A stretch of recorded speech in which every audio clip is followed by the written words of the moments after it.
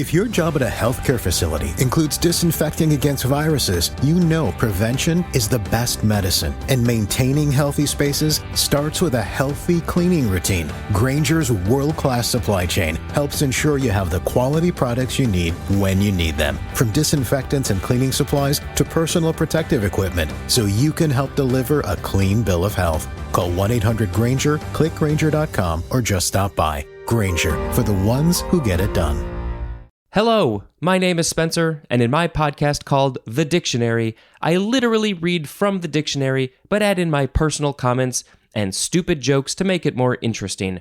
Episodes are family-friendly, short, and air every single day on basically every podcast platform.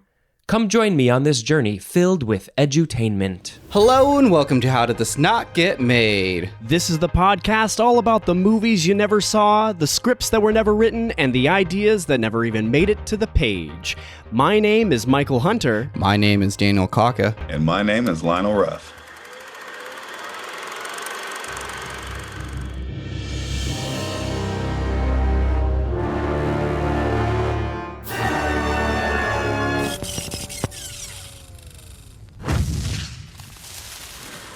Welcome. Wait, Michael. Yes. You were here before. Yeah, as a guest, twice. And now you are going through so many iterations of being a part of this podcast. Musician, an interviewer, a co-guest, and then a guest, and now you're hosting. Yeah, I'm working my way up the ladder, Dan. I started in the mailroom, and now I'm here. I just had to step in for David today. I'm the substitute teacher, essentially. So we can do whatever we want. We're breaking out the TV, you guys.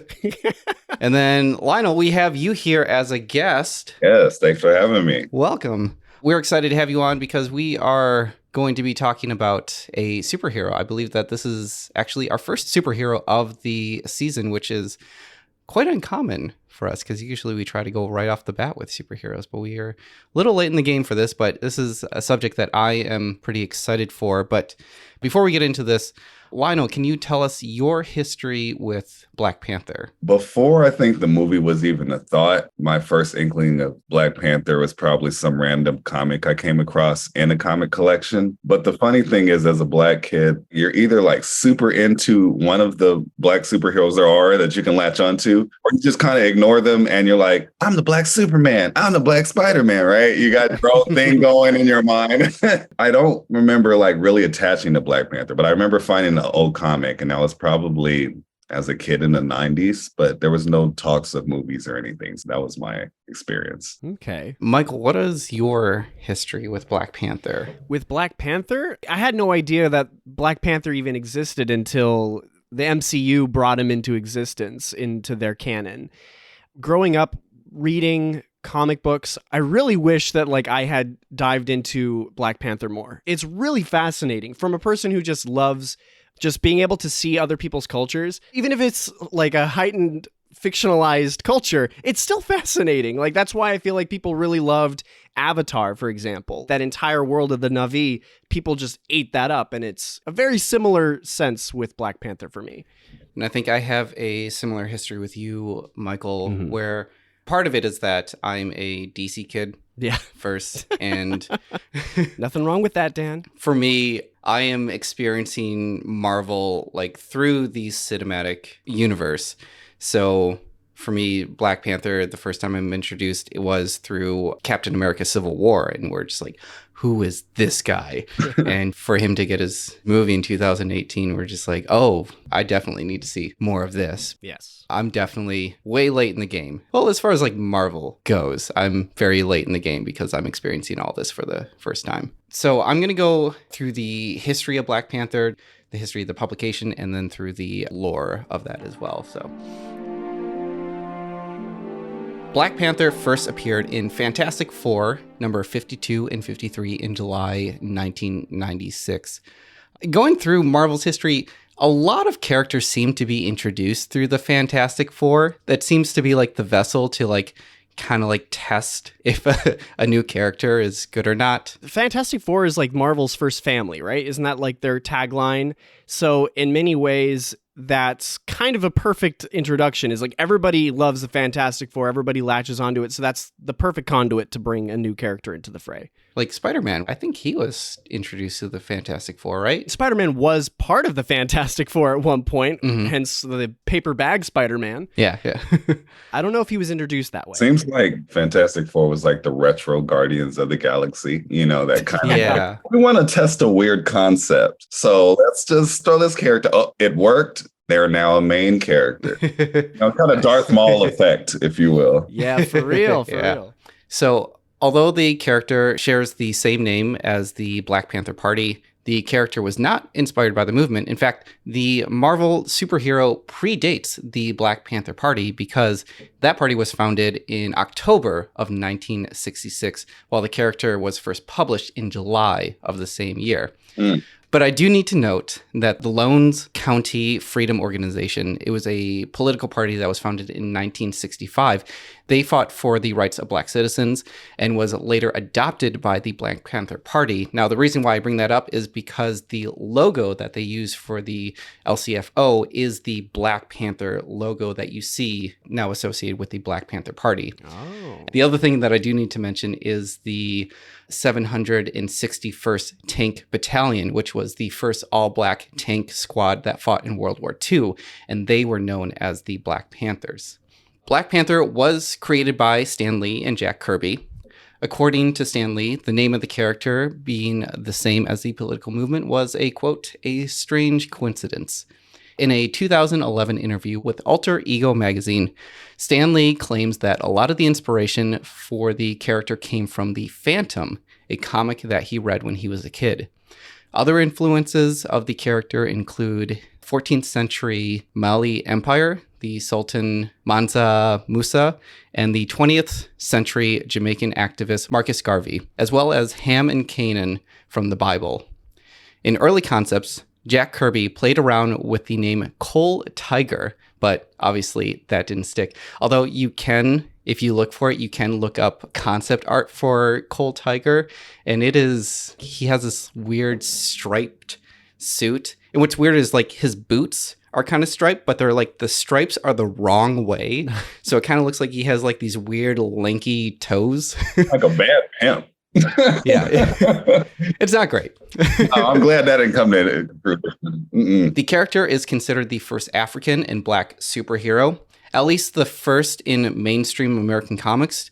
To put this in perspective, other notable Black superheroes, Sam Wilson as Falcon, he was first seen in 1969, so 3 years later.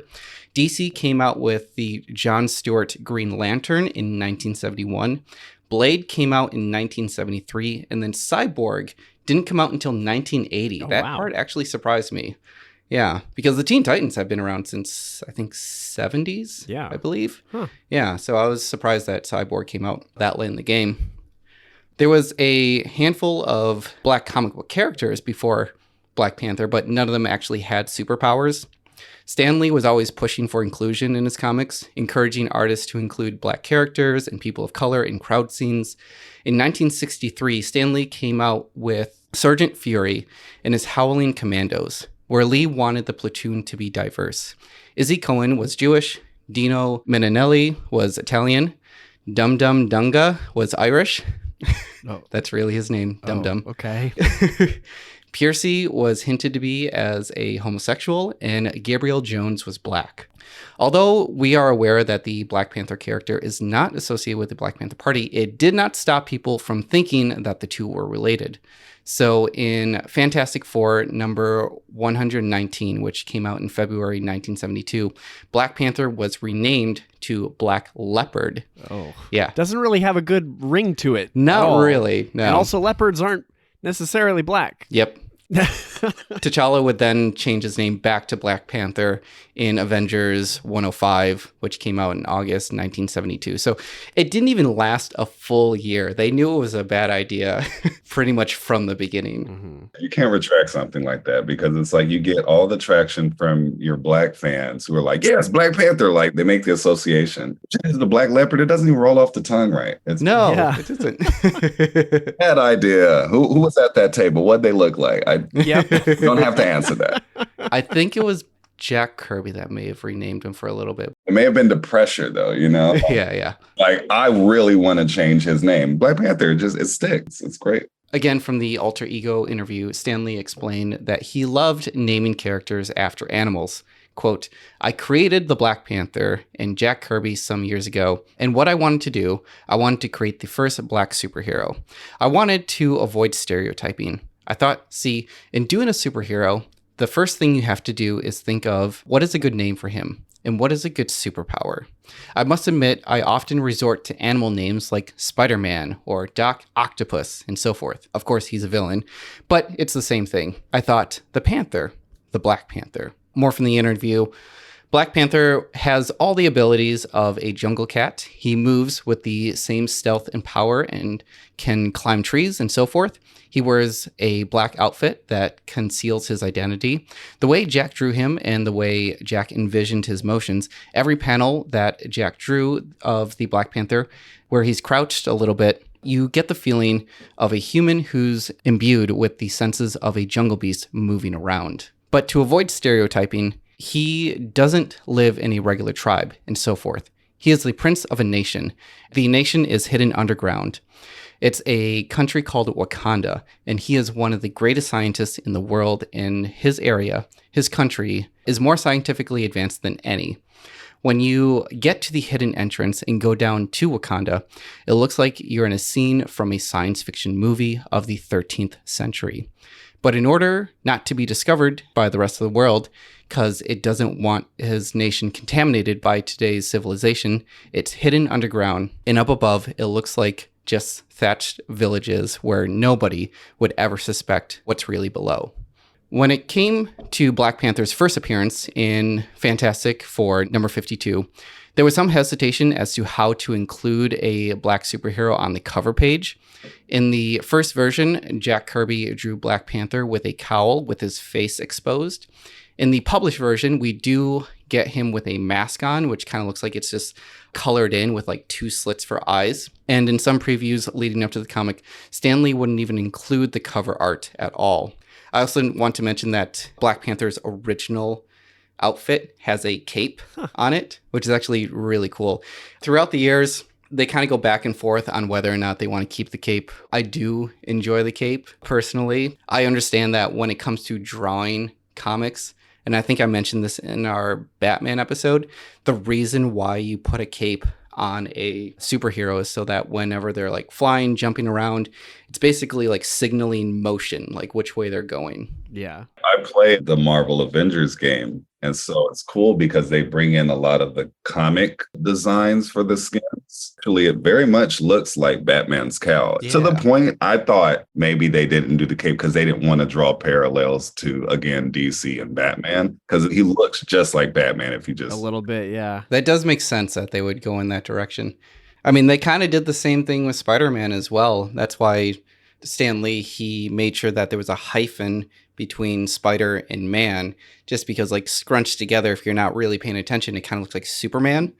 And it doesn't help that both of the characters are red, white, and blue. So Black Panther would continue to make guest appearances. He was in Fantastic Four Annual number 5, which was published in August 1967. Tales of Suspense number 97 to 99, that was published in January 1968 with Captain America. And Captain America number 100, which was published in April of 1968. In the Avengers number 52, published in May of 1968, the character moves from Wakanda to New York to join the Avengers and would continue to be an Avenger for many years while still being the leader of Wakanda. Black Panther also appeared with Daredevil in Daredevil number 69, number 91, and number 99. He was also in Astonishing Tales number 6 through 7, which was published from June to August in 1971, where he fought Dr. Doom.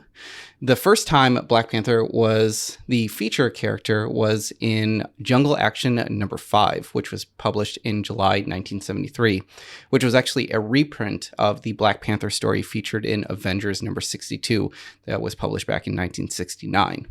This would launch a Black Panther series led by writer Don McGregor, which ran in the issues Jungle Action number 6 through 24.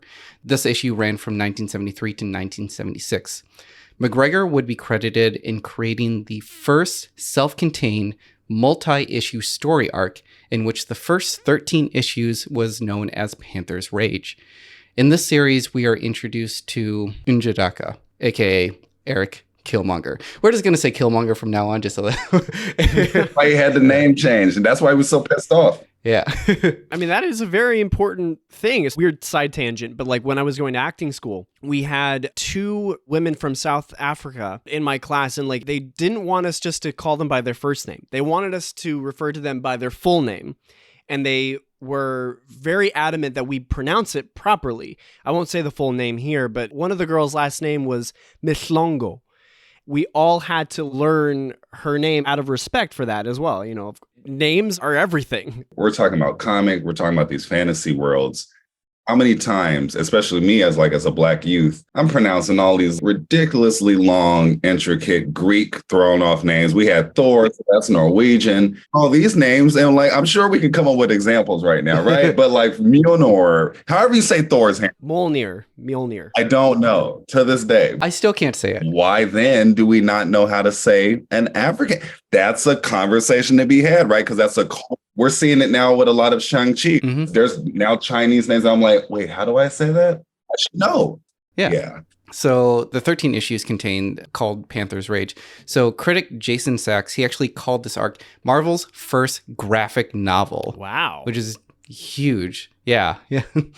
After that, Black Panther's second and final arc was titled Black Panther versus the Klan, having the character go up against the Ku Klux Klan. And this was actually one of the most controversial comic story arcs at that time. In fact, I believe some of the employees at Marvel actually quit over this story arc. Wow. It's kind of like show your true colors without showing your true colors. Self-report, absolutely. But for those employees, like, where are you going to go? You're going to go to DC? They already had Superman versus the Ku Klux Klan, so good luck there, too. But it is Superman. I mean, they could kind of Homelander it, so yeah. I don't know. But you also have, like, Captain America versus Hydra. It's not even that far of a difference. Like, yeah. That's how many times have we had Red Skull introduced against Captain America? No one bats an eyelash, but we mentioned the Klan one time against an African superhero. And it's the choices made for Black Panther as a character, I feel like was meant to ruffle feathers. I know that you were saying that they were trying to combat stereotypes, and they went to bat with that. It's like, oh, no. He's from Africa, but not just from like a tribe that we as white people think of Africa, because it's not what it is. He is an intelligent, high society prince, a person of power in this all-black country that is not only hidden from the world because they want to protect themselves, but also is more advanced than the world. There's no way that like a person at that time would look at that and go like, oh yes, I agree with everything. Like, too many groundbreaking concepts at once, especially before the 90s. So yeah, exactly. Props to them for trying to really just knock it out of the park in terms of breaking the norm. It's hard to wrap your mind around that being not the norm, like a concept like that being so blasphemous at the time. I can swallow that. Afrofuturism. Oh, hold on. Let's get back to those Guardians of the Galaxy. Yeah. Like, come on, man. Yeah. Nothing against the Guardians. I love them. So the sales for Jungle Action Comics, they were unfortunately pretty low. Although the series did see a rising interest with college students. Instead of letting the character go, Marvel instead thought they should relaunch the character in a self-titled series. To run the series was Black Panther's co-creator, Jack Kirby, who just came back from working for DC Comics. Kirby was hoping to be assigned to a different new character, but was disappointed that he got assigned to a superhero that he already created. Regardless, he stayed with the series for 12 issues before passing the baton to writer Ed Hannigan, penciler Jerry Bingham, and editor Roger Stern. which unfortunately went on for 3 more issues before it got canceled. The series ran from January 1977 to May 1979. The Black Panther arc was later completed in issues 16 through 18 and were concluded in Marvel Premiere number 51 to 53. That was done through 1979 to 1980. Instead of throwing more confusing dates at the two of you and our listeners, we're going to actually go into kind of the lore of both, I guess, Black Panther and of Wakanda. Before the United Wakanda, there were multiple tribes that were consistently feuding located in East Africa. About 10,000 years ago, the Panther goddess Bast sent a meteorite into East Africa. The metal from the meteor was first known as rare iron and then was later renamed to vibranium. The crash site is the Vibranium Mound and is known as the only location where you can find the material. Vibranium initially gave off radiation that would poison the mind and the soul of anyone that would go near the material. After the meteor hit, vibranium-infected demons began terrorizing those close to the mound. The only one that could fight off these demons would be the greatest warrior who could not be poisoned by the vibranium. The goddess Bast would appoint the King of Kings known as the Black Panther. The very first Black Panther was Bashinga. Bashinga united the tribes to create an arm of protectors that would be known as the Panther Cult. Through the years, the protectors would prevent outsiders from obtaining vibranium. Through the centuries, the Black Panther would be a title given to the chief of the Panther tribe, who would be in charge of ruling various tribes in the country of Wakanda. The title would be unique in the way that it wasn't inherited, but it had to be earned. Vibranium proved to be a valuable source of the Wakandans. It is known as the strongest metal on Earth. It is used to advance the technology within the country.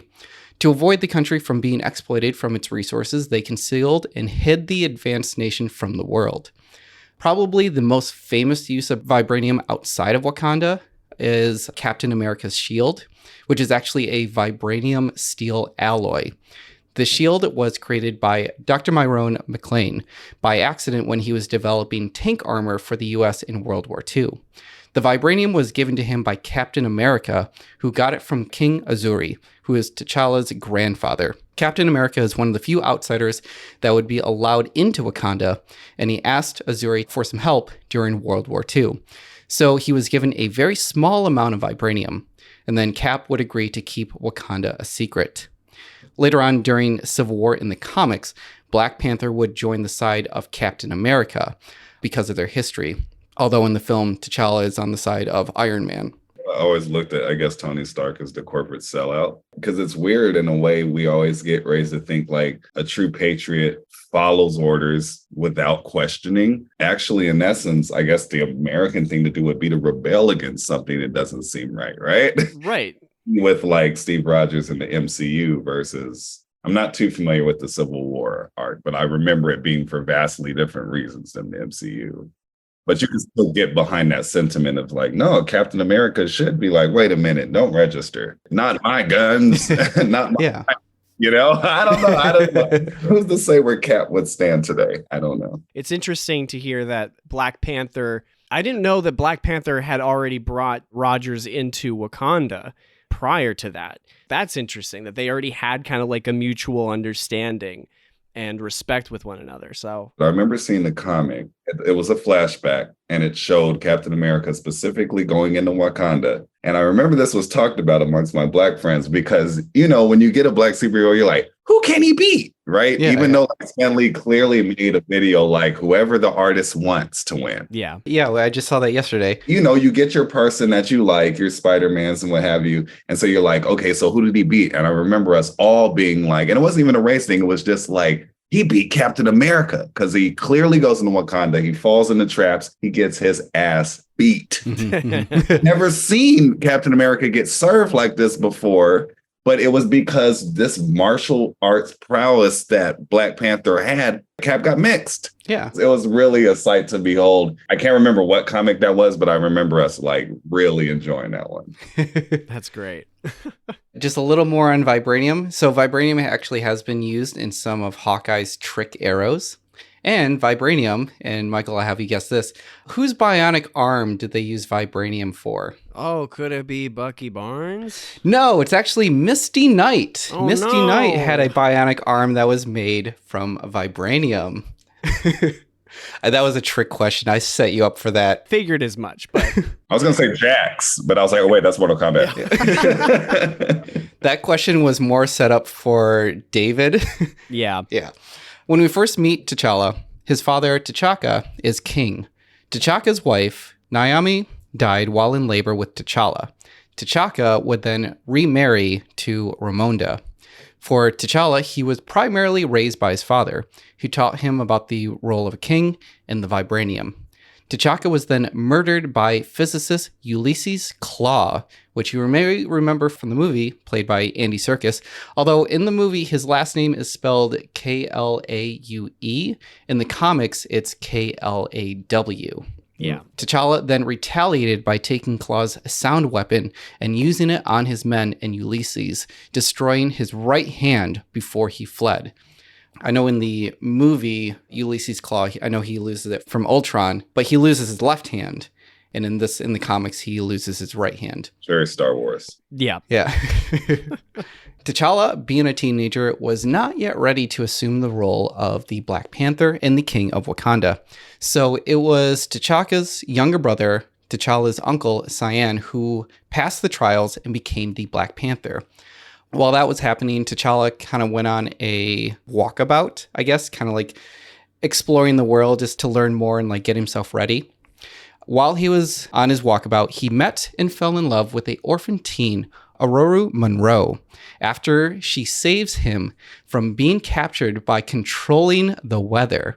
She would later join the X-Men as Storm. Yes. You said Aurora Monroe, I immediately knew. I was like, oh, I know what that is. Because again, female or not, like Storm, good enough for me. My favorite X, I think this backstory like surprised me the most, that Black Panther and Storm were a thing. Yeah, them being a thing and no longer being a thing was also a huge rift in the X-Men because and all of that. Yeah, right. They kind of go like back and forth on and off, but like over, I think at the end they just end up not being together just because it's easier for like the X-Men to stay X-Men. Yeah. And then for all the other Marvel superheroes to kind of be in their own world. The drama baggage to be bringing back to the mainland. Oh, yeah. Magneto alone is not good for Wakandan technology. Oh, no, not at all. Yeah, that's so bad. So T'Challa, he would go to school in Europe and the US to give him a better understanding of the outside world. He went under the alias Luke Charles, and he gained a PhD in physics from Oxford University. After returning to Wakanda, he anonymously challenged his uncle for the throne and earned his position as the Black Panther. He then takes the heart-shaped herb and links himself to Bast, the panther god, and gains his superhuman abilities. This has been everything that's in chronological order, but in the very first appearance of Black Panther in Fantastic Four, T'Challa actually invites the Fantastic Four to Wakanda to introduce them to their tech. After donning the suit, this is the one with the cape, Black Panther then attacks the Fantastic Four, nearly defeating them. T'Challa explains who he is and why he has the super abilities. What Black Panther is really doing, he was testing his abilities against other superheroes and testing to see if they would be effective allies to help him take down Ulysses Klaue, who is now equipped with a sonic weapon where his hand used to be. Ulysses Klaue would then return back to Wakanda to try and steal vibranium, but he and his mercenaries were defeated by Black Panther, the Fantastic Four, and the Wakandan armies. Speaking of armies, something else that I do want to mention, just because I think this is important towards, at least we see it in the movie for sure, but like within the Black Panther lore, the Dora Milaje, the female warriors of Wakanda.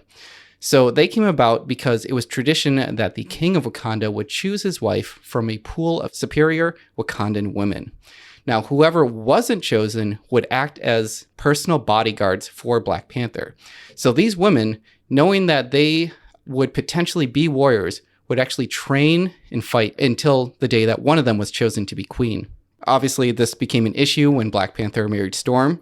So the two first Dora Milaje to serve T'Challa was actually Nakia and Okoye, who actually show up in the first Black Panther movie, played by Lupita Nyong'o and Danae Gurira. I think Lupita, interesting enough, she's Mexican. Oh. From what I understand, born and raised in Mexico, she speaks fluent Spanish, but she also has African ancestry as well and an African last name. Apparently she has Kenyan ties. I briefly mentioned that Killmonger was introduced in the Panther's Rage graphic novel.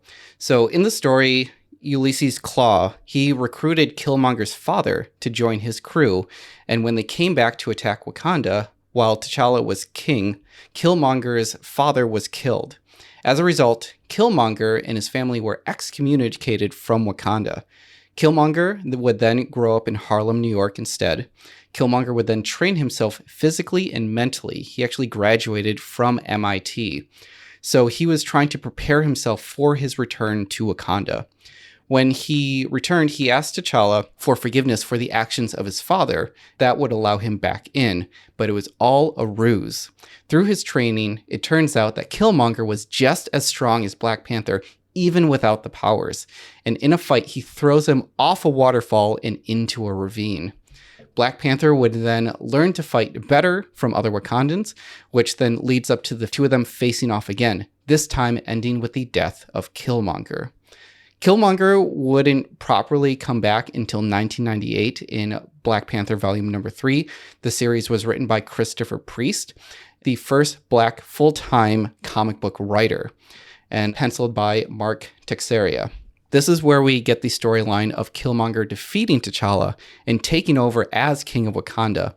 With that, Killmonger had to consume the heart-shaped herb, which is just an herb that's actually infected by the radiation of the vibranium. And it's really there just to weed out the strong from the weak. So if you're strong enough, it'll enhance your abilities. But if you're too weak, the herb will kill you. But for Killmonger, the herb actually put him into a coma, which I think just gave Christopher Priest an easy out to put T'Challa back in the role of King and Black Panther. Again, because I would stumble as a kid upon Black Panther through like random comics I found, like the story in the back of a trading card. And I remember there was a comic with Killmonger and he had died. So I don't know what had happened, but he was killed most likely by T'Challa. And he came back to life because they like revived him in some kind of like necropolis world. Yeah. Had a hyena with him. And I thought that was like the most kick-ass thing. It was like a dead hyena. And like in the comics, no offense to Michael B. Jordan, but Killmonger in the comics, the war T'Challa. I mean, he is a beast. He looks like Bane versus Batman. His hand covers T'Challa's head. He's just swinging him. He has dreads. So yeah, it's a little different from the movies. Yeah. To rewind back, Black Panther Volume 2, that was published in 1988. That was written by Peter B. Gillis and penciled by Dennis Cohen. McGregor returned to Black Panther and made Black Panther's Quest, which was released in 1989. McGregor would then team up with artist Dwayne Turner to create the miniseries Black Panther, Panther's Prey, which came out in September 1990 to March 1991. And there were plans to make a fifth arc, which was going to be called Panther's Vows, but that unfortunately did not happen. Obviously, the storyline for Black Panther continues, but I started wanting to get into the story of Marvel in the 90s, just because we're going to kind of transition to the movie. And this is kind of like what everyone knows about Black Panther so far leading into the film. So that's kind of why I want to stop the history there. Obviously, from 2000s on, there's been so many other storylines. So financially, Marvel was not doing well. Actually, at one point in 1996, they declared bankruptcy. They were at a point where they couldn't afford to publish comics of many of their characters, and those who had a guarantee that would sell, they were the only ones that were actually being created. More specifically, the X-Men were really being pushed. And I think part of that has to do with the animated series that was out there, because the X-Men animated series was amazing. One of the best theme songs ever made. Oh, yeah.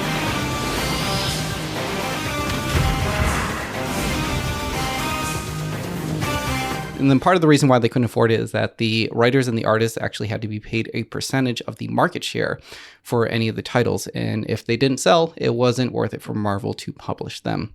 So Marvel actually turned to Event Comics. It was created by Joe Quesada and Jimmy Palamotti to make these less popular characters, and in doing so, they created Marvel Knights. For the silver screen, Marvel was not looking well. And now we've discussed before in our Spider-Man and Iron Man episodes that at this point, the only thing that Marvel was known for on screen was the Spider-Man TV show that came out in 1977. There was the Incredible Hulk TV show. It was a very sad theme song, by the way. I don't know what they were doing with that. There's also the George Lucas classic, Howard the Duck. That's it. No more Mr. Nice Duck. Which came out in 1986.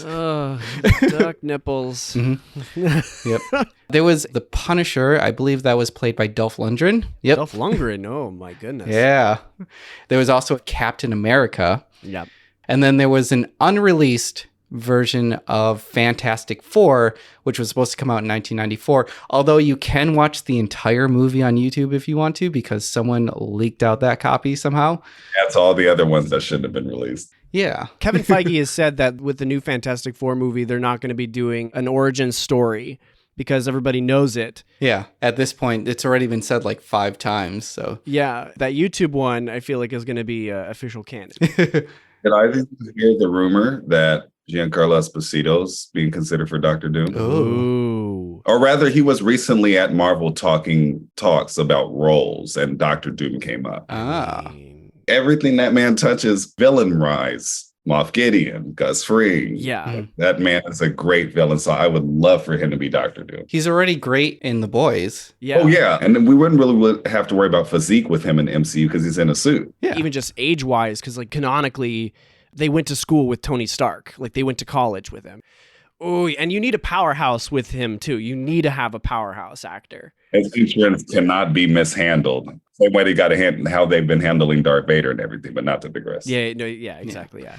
So going through all of these not so great films, I think this is the reason why I'm a DC fanboy first, because throughout the 90s, if I am gravitated towards watching superhero movies, it's going to be Batman. There's the animated series, there's the Tim Burton films that are out there. I know it's a while back, but like the Donner Superman movie, there's also the Superman animated series as well. So like, yeah, DC is just dominating. Like at this point, any Marvel movie that comes out, it seems like a joke. It seems like, oh, they're trying, while like Batman is still like thriving to the top. It's like, this is what a superhero needs to be, even though he can't turn his neck. Yeah. Or talk without a gravelly voice, but we're getting Yeah. It just seems we can't execute a proper Bruce or Batman at the same time. No. But one man would change the trajectory of Marvel, at least on the silver screen, and that man was Wesley Snipes. Yes. Yeah. One and only. What can I say? I'm a blast from the past. Oh, happy birthday, right? Yeah, on the day that we are recording this, it is currently Wesley Snipes' birthday. What? Oh, that's awesome. Yeah. Happy 60th, I think. Yep. At the time, Snipes was known for acting in New Jack City, Passenger 57, Rising Sun, White Man Can't Jump, and he was in the music video for Michael Jackson's Bad. You ain't bad, you ain't nothing. Are you bad? Or is that what they teach you up at that little sissy school of yours? How to forget who your friends are? Well, let me tell you something. I don't care what they teach you up there. You either down or you ain't down. In 1992, Snipes and his manager, Doug Robertson, were approached by Marvel in the hopes to develop a Black Panther movie with Wesley Snipes to take on the role of T'Challa. The plan was to finish the production for Demolition Man, and the production would begin for Black Panther. I will reveal that a lot of this information is from the Hollywood Reporter interview with Wesley Snipes that was done in 2018. This was leading up to the premiere of the Black Panther film. He has no reason to like hide anything. I'm just saying this now just because like memory is always a funny thing, so he might not be remembering everything specifically, but I think most of it is, I tried to like cross-reference a lot of it, but like most of it seems pretty true. In the interview, Wesley Snipes says, "I think Black Panther spoke to me because he was noble. And he was the antithesis of the stereotypes presented and portrayed about Africans, African history, and the great kingdoms of Africa. It had a cultural significance, social significance. It was something that the Black community and the white community hadn't seen before." So in January 1994, Columbia Pictures agreed to produce the film. To direct, Snipes and the studio was looking for a young and upcoming black director, and their first choice was John Singleton, who was known for Boys in the Hood, which came out in 1991. According to Snipes, quote, "I laid on him my vision of the film being closer to what you see now. The whole world of Africa being a hidden, highly technologically advanced society, cloaked by a force field, vibranium." John was like, no. See, he's got to have the spirit of Black Panther. He is trying to get his son to join the civil rights activist organization, and he and his son have a problem.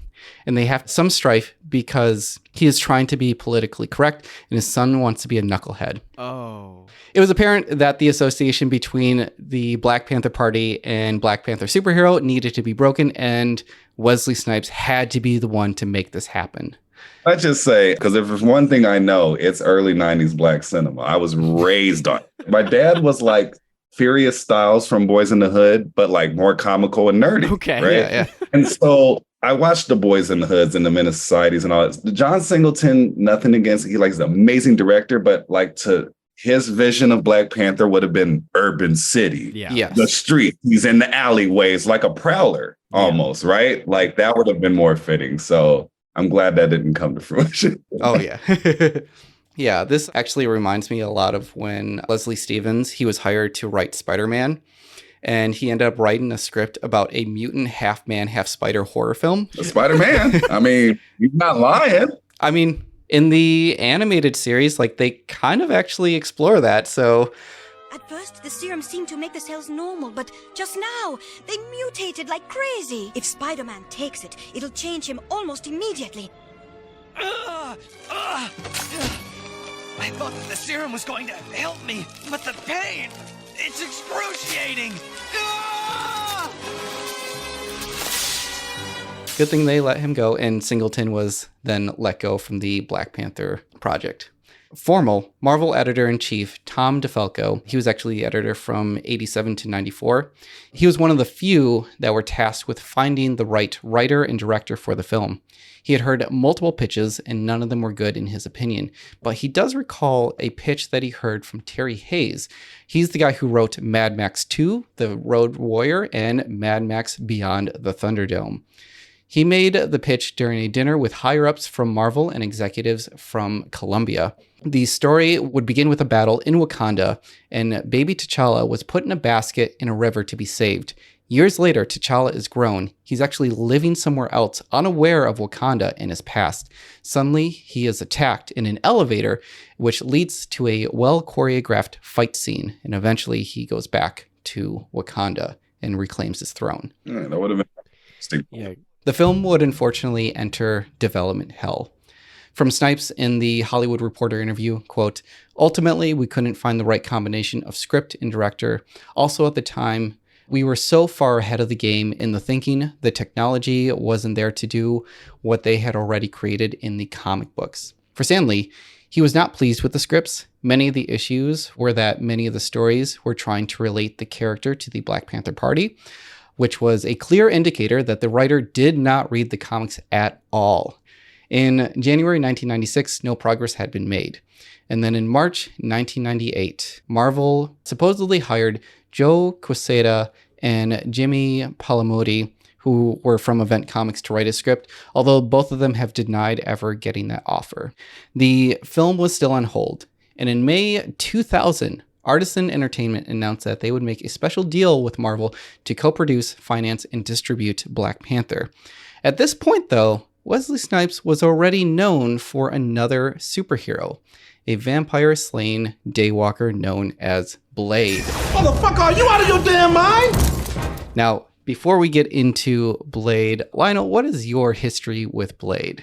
So I remember as a kid in middle school, we had like a lot of trading cards, Marvel trading cards amongst the sports ones. And I came across this black vampire named Blade. I had never heard of him before.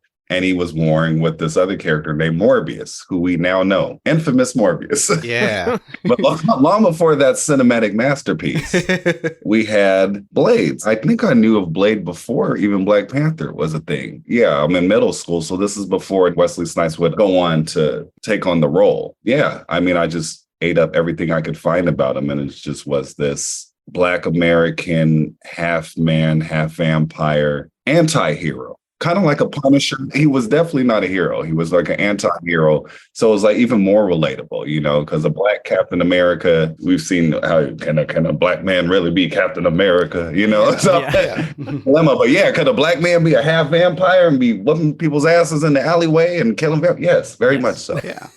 My introduction to Blade, yes. Michael, what about you? I knew of Blade, so that already was a step up above Black Panther. But like I was raised in I wouldn't necessarily say like a sheltered home, but I wasn't really exposed to Blade. I didn't actually watch those films until way later in my life.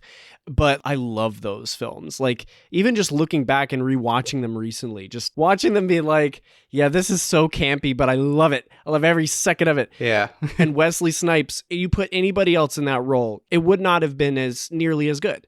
He makes that role, and hearing him be T'Challa, at first I was like, I don't know, it'd be interesting. But then I watched like the second Blade and I'm like, oh yeah, no, he has the comedy, he has the action, he has all of it. Mm-hmm. He'd be great. Oh yeah. For me, when it came to Blade, first off, like I didn't even know it was a superhero. And like going into the history, like I can kind of see why everyone didn't realize that it was actually a comic book superhero. I just kind of saw it as like, oh, that is just, it's a vampire hunter movie. It's an action film. Like I was really there for that. And I remember seeing a long time ago, early 2000s. Yeah, it wasn't until like, I think a few weeks ago that I revisited the film trilogy, which is so much fun to watch and highly recommend. To go into the history of Blade, Blade was first seen in Marvel Comics, The Tomb of Dracula, number 10, in July 1973. It was written by Marv Wolfman. I'm not kidding about that last name. It's great. Wolfman. And penciled by Gene Colan. He did not have the look that he does today. Colan loosely based the character look after the professional football player turned actor Jim Brown. He had a 1970s afro. Yep. He wielded teakwood bladed knives. He wore a green leather jacket and yellow sunglasses. Oh my gosh. There's a game, Marvel Ultimate Alliance, where again, you have skins from different comics and it very much had 70s Luke Cage, Blade. It was yes. awesome. By 1974, in Adventure into Fear number 24, Blade would battle Morbius, the living vampire. Blade would get his first solo story in Vampire Tales number 8, which came out in 1974. The character then faded out of existence in 1976, but then was brought back in Ghost Rider number 28 in August 1992. So that's a huge gap that he just wasn't around. Wow. Yeah. He was in stasis in the coffin. Exactly. Yeah. He got a new look, which was mostly just a black leather jacket. He joined the Midnight Suns and the Night Stalkers for 18 issues before it was canceled, but this gave him the opportunity for his own solo series, Blade the Vampire Hunter, number 1 through 10, which came out in 1994 to 1995. Blade's real name is Eric Brooks and was born to Tara Brooks at Madame Vanetti's brothel in Soho, London on October 24th, 1929. I don't really say birthdays for superheroes, but I think this one is important in particular. So just remember 1929 mostly. As Tara went into labor, her doctor was the vampire Deacon Frost, who has the ability to control his victims. He feasted on Tara as she was giving birth, and while Eric was still attached via umbilical cord, some of Frost's enzymes were passed on to him. Eric was not fully vampire, but he was not fully human as well. He is known as a dampfire. He had a prolonged lifespan, ability to sense the supernatural, and immune to being turned, although he is sensitive to bright light. Fortunately for Eric, he was not attacked by Frost when the other brothel workers chased him out and they proceeded to raise him. While he was on his way home from school, he witnessed an old man fending off 3 vampires using a silver cane sword. The old man was Jamal Afari. This is not Adam Whistler. Jamal Afari, he is a vampire and a part-time jazz musician. Just a little quick aside about Whistler. So that character was actually developed for the Spider-Man animated series when his episode came out in 1996. Blade and I are vampire hunters. Vampire hunters? There's always been a dedicated cadre of people who hunt Nosferatu. Nosferatu? Isn't that the name of a German rock band? No. David S. Goyer would then use that character to create Abraham Whistler. He then added Abraham as an homage to Abraham Van Helsing. Ah, okay. So essentially he was created for the film. I kind of figured they were taking some creative liberties with him, yeah. Yeah. But for Jamal, he moved into the brothel and he would be the father figure to Eric and actually trained him to kill and fight vampires. Unfortunately, Jamal was bitten and turned by Dracula and then attacked Eric as a vampire. Eric had no choice but to kill Jamal. It was then that Blade dedicated his life to killing vampires, avenging his mother and Jamal. Later down the line, Blade would team up with Spider-Man to take down Morbius. In the storyline, Morbius bites Blade, and as a result of Dampfire blood mixing with a living vampire's enzymes, Blade now has all the strengths of being a vampire without the weaknesses like crosses, garlic, and sunlight. The ability to not die in the sunlight gives him the nickname the Daywalker. That part I actually didn't know that, like, Morbius is the one that really gives Blade his powers. Where in the movie, you're like, he's basically birthed into this role, or into like half vampire, half human. Yeah, they simplified the role for sake of time. That's interesting to know. I did not know that about Morbius's involvement, no. Yeah. And it does make sense now. You think about it, just be like, of course they're going to be like common enemies. I know Morbius kind of came out of Marvel not wanting to do Dracula anymore, just because like that's not really their character. So Morbius was an answer for them making Dracula. But like, yeah, it makes sense. Like you make a vampire hunter, main vampire, like obviously they're going to fight against each other. Makes sense. I mean, for me, the takeaway is just like, how pissed off must Blade be?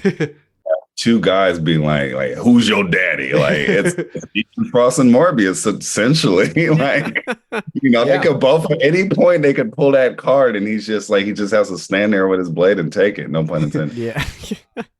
But bringing that up, because we talked about Whistler. So in the Spider-Man animated series, he has a different origin in which Deacon Frost, he is a vampire who falls in love with a human, which is Tara. He is the son of a vampire man who fell in love with a human woman. His mother was later turned into Nosferatu against her will, but she wanted Blade spared from her dark world. It was her final act of love. I think that's just a more PG take on like, how do we do this instead of having him born in a brothel in Soho? Yeah. Yeah. And more relatable, I'm going with the brothel in Soho. Yeah. More grounded in reality. I mean, yeah. He was for the streets before the phrase even. Yeah. The development of a Blade movie actually paralleled Black Panther and started back in 1992 when New Line Cinema bought the rights from Marvel Comics through New World Entertainment. That's a whole nother issue of like New World Entertainment like taking on Marvel and trying to sell them to a bunch of movie studios, but that's kind of how we got into the mess in the 90s is because of them. So this is the same year that Black Panther was offered to Wesley Snipes and when Blade was rebooted in the comics. So either this is all coincidental or they're really trying to like line everything up at that point. The setting was going to be a Mexico set Western with Richard Roundtree as Blade. If you don't know who he is, he played Shaft. Who is the man that would risk his neck for his brother, man? This is 1992, so I think he's a little too old for that, but also considering that in the comics, Blade is actually 70 years old when he's fighting, although he's supposed to be like super ripped and whatnot. Doesn't age. Yeah. But Wesley's physique just fit Blade. I mean, I guess we just kind of like were locked in to prefer Wesley. I guess if you just have him in that like big leather jacket, like you can hide a lot with that and you can still look menacing. Like he's already menacing as is. I can see him as Blade's daddy, you know? Yeah, like, like, son, you have descended from my loins to defend the night. Or if he played Jamal, like the guy who like taught him everything, oh my God, he'd be great. Ooh, that'd be fun. I really want to see what Marshall Ali does with Blade coming out. Oh, so yeah, yeah. Another interesting casting, LL Cool J actually expressed interest in playing the vampire hunter. Like I said, one thing I know is black cinema. Stay in your lane any given Sunday. No offense to you, LL, but you are not a vampire hunter. What, are you going to seduce him from the shadows? Never mind. So when David S. Goyer learned that New Line was developing a Blade movie, he quickly pitched his movie to director Eric Dickerson and was hired to write the script. New Line didn't exactly know what they were doing with this property. At first, they thought it could be a spoof, and at one point, they actually asked if the main character could be white. Not looking good, New Line. Who's in that boardroom? So it was a good thing that Goyer was there because he wanted to take the character seriously and ground the idea of vampirism by making it seem like a biological disease. When it came to casting, Mike DeLuca, who is the head of New Line, he suggested 3 actors, Denzel Washington, Wesley Snipes, and Lawrence Fishburne. For Goyer, he knew Wesley Snipes was perfect for the role, and in 1996, they signed him on to play Blade. Perfect. Yeah, because the thing is, like, with black cinema, it's like Denzel and Wesley were those leading black men, right? But Denzel was more the suave, debonair, I'll take your lady. Yeah. Wesley is more like, I'm going to kick everybody's ass and then take your lady. Yeah. Right? And then like Lawrence was kind of more like going into the dad role. So again, it's like, not to be ageist, but it's getting there. Yeah, I know. Yeah. From Wesley Snipes, again, from the interview, quote, "It was a natural progression and readjustment. They both, Black Panther and Blade, had nobility. They were both fighters. So I thought, hey, we can't do the King of Wakanda and Vibranium and the Hidden Kingdom of Africa. Let's do a black vampire." It also helped that Wesley Snipes has training in martial arts since he was 12 years old, earning a 5th Dan black belt in Shotokan karate and a 2nd Dan black belt in Hapkido. This is something in the movie that like really revolutionized what a superhero movie could be, was that we actually got to see a superhero really fight people. Whereas like Batman had all of his gadgets. With Superman, he could just like flick his finger and he's going to send a guy flying across the room. But like Wesley Snipes being trained in martial arts, you get to see a superhero fight, and it is really cool. It's basically just giving Jackie Chan superpowers. And it is so amazing. I could be wrong about this, but I believe that Wesley Snipes is the first superhero to do the 3-point landing, where you like hit the ground and like you basically like punch the ground in front of you. Yeah. Superhero landing. Woo! Superhero landing. Yeah, that's really hard on your knees. Totally impractical. They all do it. I believe that Wesley Snipes is the first one to do that. And he's probably the coolest too. Definitely. Nothing against Scarlett Johansson, but I think he may be the coolest one to do it. Especially too in those movies where usually it's the result of a really bad CGI flip. But then he just owns that landing. It's brilliant. The look up and everything. And you're like, yes. Yeah. Basically, you never doubted that Wesley could actually pull it off. No, right? Like he didn't need CGI. They would just be like, no, we're trying to protect our actors. He's like, no, I could do it. And they're like, no, Wesley, let the CGI do its magic. We need you for 2 and 3. Yeah, exactly. Blade hit theaters on August 21st, 1998 with much success. And this was the first Marvel superhero film that was financially successful in the box office, making over $131 million with a budget of $45 million. The film paved the way for 2 sequels, the second directed by How Did This Not Get Made All-Star Guillermo del Toro, and the third directed by the trilogy's writer David S. Goyer. Not only did this pave the way for Blade, but other Marvel properties as well, such as X-Men, which came out in 2000. There was Spider-Man that came out in 2002, and then eventually Iron Man in 2008, which opened the door to the MCU that we know today. Blade continued to live on beyond the films and comics. So in 2006, there was a live-action TV series that premiered on Spike, and it lasted for 13 episodes, and it starred Kirk Jones, aka Sticky Fingers. Blade's back. I didn't hear you. More fans may remember the 12-episode anime series that played on G4 in 2011. The series was written and developed by Kenta Fukasaku. This actually surprised me. He wrote Battle Royale. Oh, okay. So yeah. Okay. Yeah. Yeah. I love Battle Royale. Did not recognize the name at first. Okay. Oh, no, I didn't either. I didn't know this either. There was a sequel to Battle Royale, Battle Royale 2, which he wrote and directed, and he directed Yo-Yo Girl Cop. In this, Eric Brooks was Akayu Atsuka. The better way to say it is like he was Batu in Ghost in the Shell. That was the one in Japan. But then when it was dubbed in English, that was done by Harold Perrineau, who you may know as Michael Dawson in Lost. He's the one who's running around yelling, Walt! He's the one that ends up voicing Blade. Enjoy the sunlight while you can, Frost, because this day is the last you'll ever see! Again from Wesley Snipes. I think the real shift is when they started bringing in real character actors into the projects. People who are capable of creating three-dimensional characters in story and nuance, like Robert Downey. I think that is what also made Blade successful. I had a theatrical, classically trained stage performer background, and all those skills I brought to the character of Blade. I'm always supportive of the actors.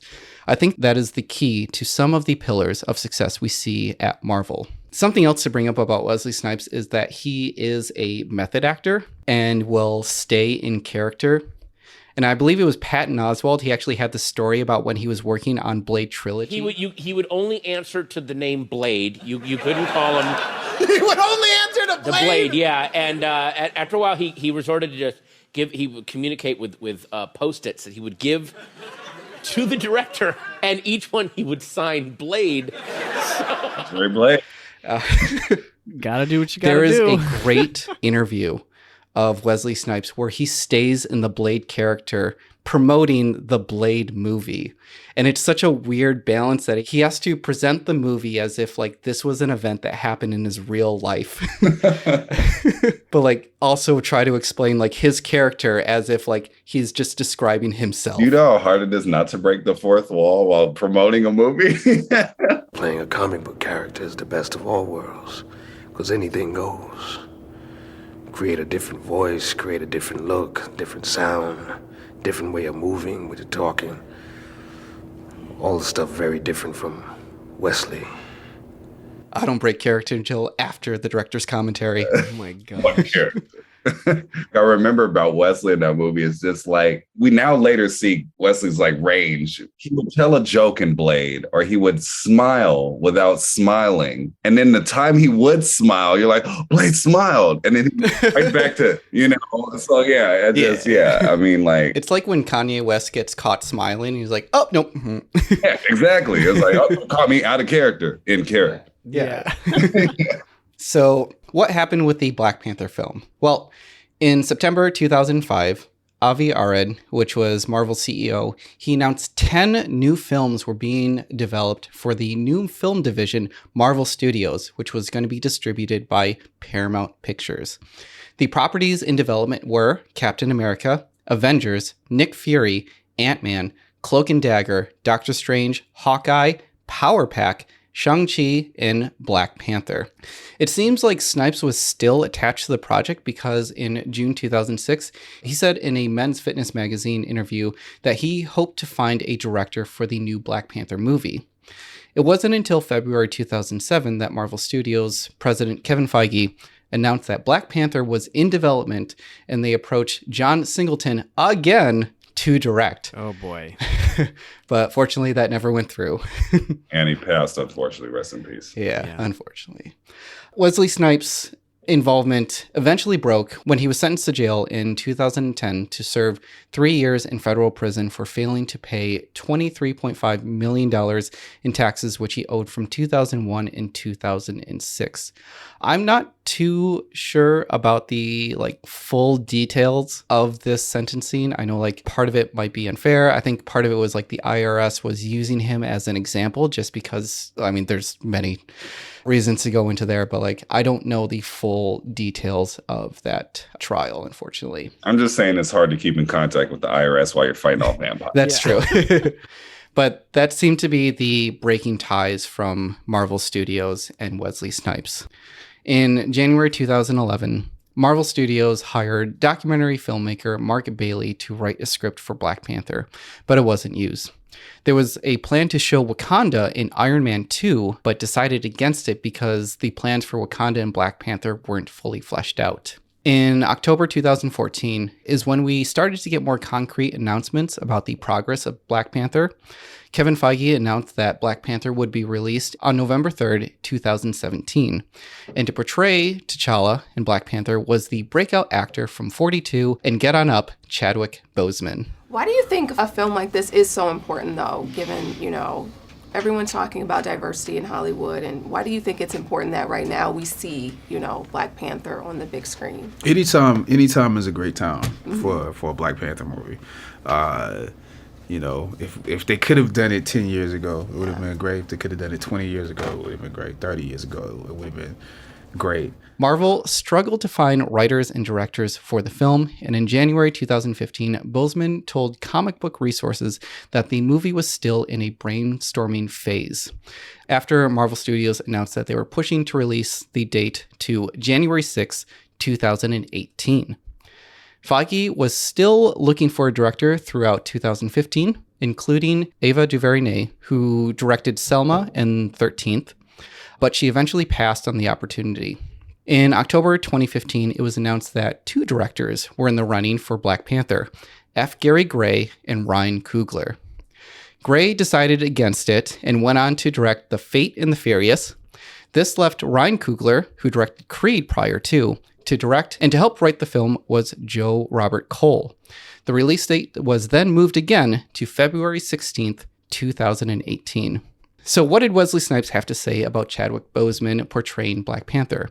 Again, from the Hollywood Reporter interview, quote, "Even though I am not part of this particular project, I support it 1,000%, and I am absolutely convinced that it will be a catalyst for change and open doors and other opportunities.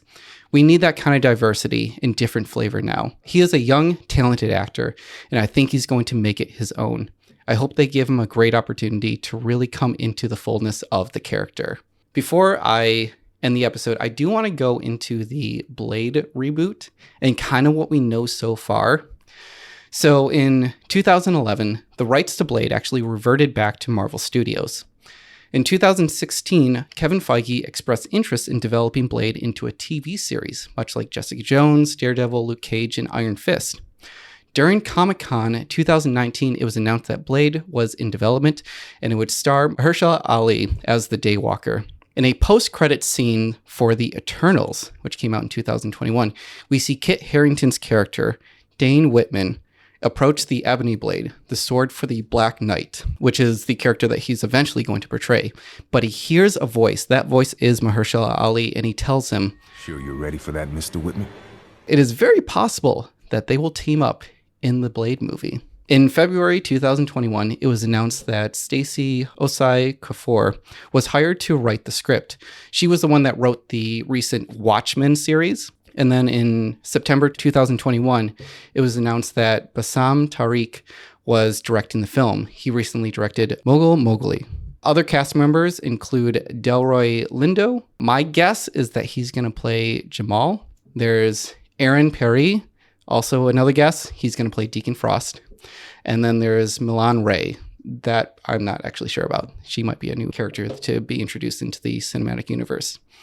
There have been some leaks about the production, like how there will be one setting that's going to be in London from the 20s and 30s. So it looks like they're actually going to go into the actual comic book origins of Eric Brooks. And then I was hoping that more would come out of the Comic-Con announcements for Marvel, but really the only thing that we got out of it was a release date, which is going to be November 3rd, 2023. That is the history of, well, Black Panther, Blade, and how Wesley Snipes is truly the pioneer of the MCU. And really that Marvel can thank that man and give him what we say, give him his flowers today. Yes. Part of me hopes that they give some sort of homage to Wesley Snipes in this upcoming movie. Or at the very least, like if they do some sort of multiverse moment, have Wesley Snipes Blade just make an appearance, which would then push back the earliest MCU movie to Blade.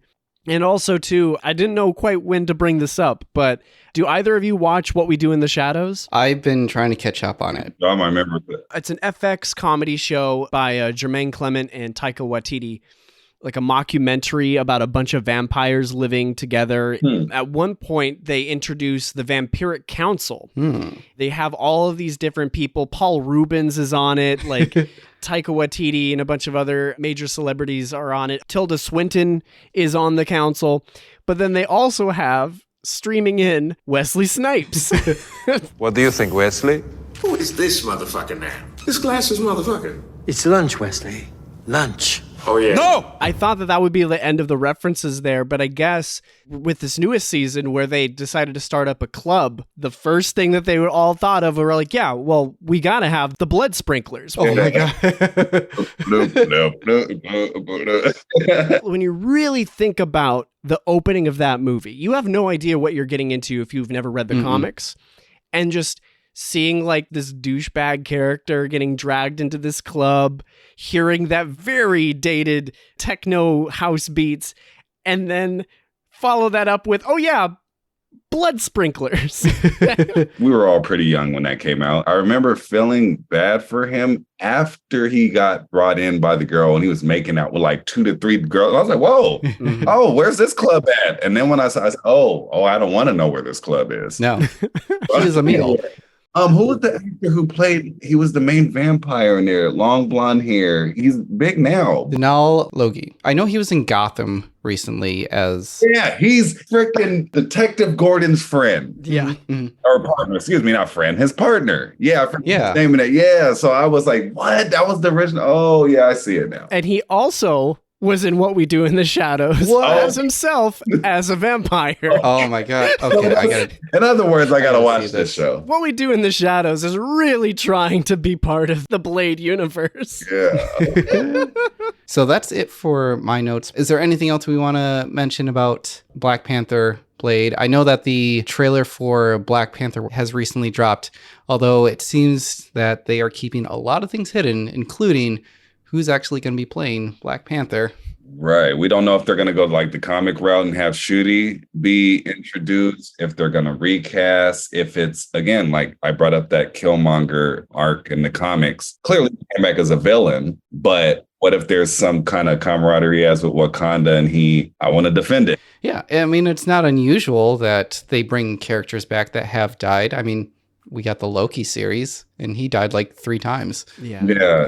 Ridiculous. But I'm on Twitter a lot. And so, they do screenshots of trailers and people analyze it. So one of the big debates this week was like, whose ass? Literally. In the Black Panther suit. Because you can see in the screenshot, whoever it is has a slender build. So they're like, well, clearly that's not Michael B. Jordan if it's Killmonger coming back because it's not a man's ass. It raises a whole lot of questions in that thread. But, then other people are like, no, that's a woman in the suit. It's Shooty, so who knows? Yeah. At this point, I don't trust any trailers coming out of Marvel. No. I don't even think I watched it. This is all from just screenshots on Twitter. I will defend Marvel about like changing certain things in the trailers just because you don't want to give away a lot of like plot points. Like the whole point of Infinity War is like Thanos eventually getting all the stones. But if you have in the trailer, he has all the stones, you'd be like, oh, well, he got it. Cool. He wins. Yeah. So they don't want somebody to spoil the whole movie from a 2-minute trailer. Yeah. Yeah. Yeah, man. Hey, I really appreciate getting invited on, and it's been a pleasure. Yeah. Lionel, if people like you and want to find you on the internet, where can they do that? Well, my Instagram's kind of like a hodgepodge of things, but my actual name, Lionel Ruff, LionelRuff. I'm trying to get my TikTok back up. It's Voices Ruff, VoiceRuff. Many people ask me why I don't talk more about this kind of stuff on a content level, but platforms like this, hey, it's all the more inspiring. Yeah. And then you can find this podcast on Twitter. We are at HDTNGM, on Instagram at How Did This Not Get Made. This podcast is from PipeDreamPodcast.com, where you can find other fun podcasts like Come On Fuhuko Pods, a Homestar Runner podcast. I'm on that one. Yeah.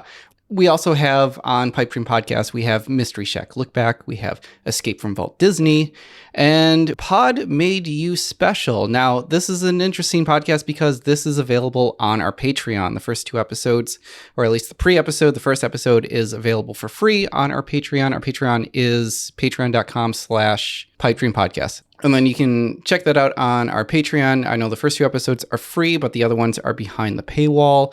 Also behind the paywall, which is only just $2, is Pipe Dream Unclogged, where we all get together as a Pipe Dream family. We get to talk about anything and everything, movies, TV shows that we are checking out at the moment. So it's usually Marvel and Star Wars. Basically. That's my alley right there. Yeah. And then if you join our $10 tier, that is our Buttons Club, where for every 3 months, we send out a special button with any of the art that we create for our shows.